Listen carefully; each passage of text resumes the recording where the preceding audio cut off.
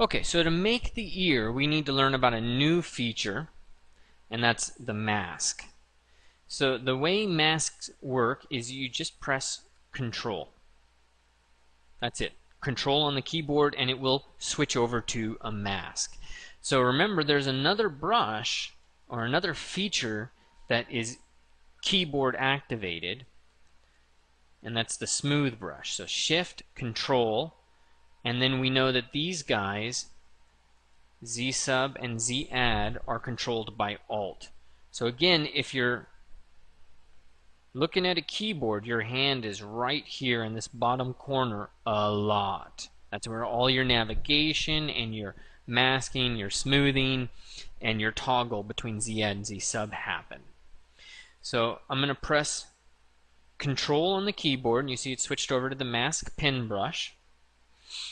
And you want to adjust the size of your brush probably. So Control.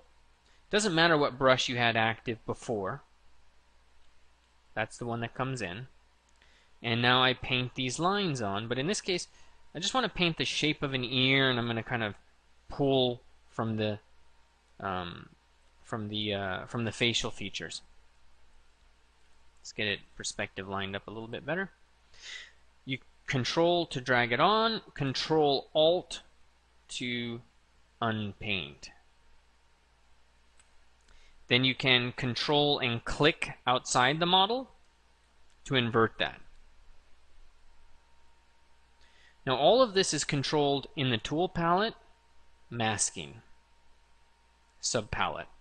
You can invert, clear, yada yada. So I'm going to undo till I have it back. I'm going to inverse, and now I have everything masked except for that ear shape.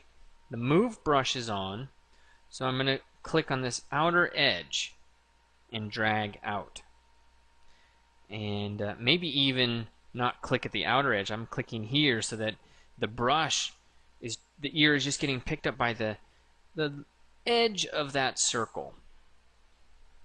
And that makes a difference.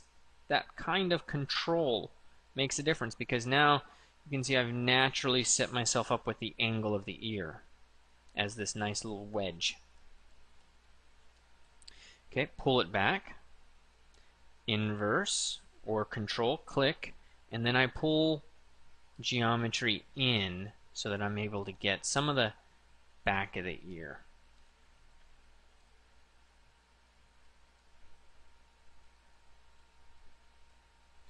And at this point I can Control click and drag to clear, or I can just press the clear button. You can smooth some of that out, but be careful, because you can literally smooth everything you just did out, which would make no sense.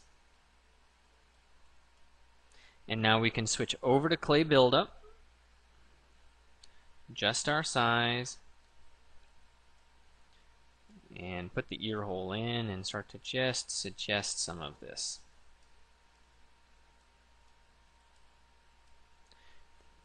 This really huge polygon face, very pixelated geometry,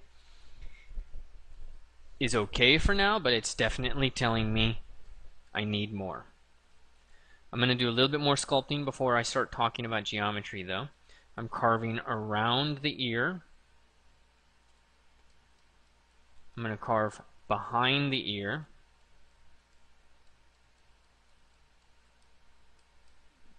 And I'm going to connect the ear. And switch to the move brush, which again I have set to a hotkey.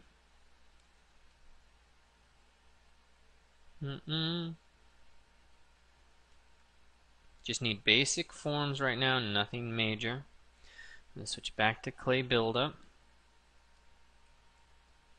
And I'm going to draw that line between the zygomatic, because the zygomatic is going to be heading right there towards the center, and it has this little high point right in there as it comes in and it starts to represent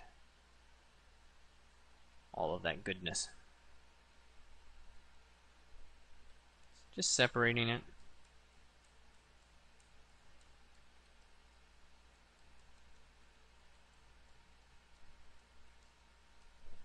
Okay.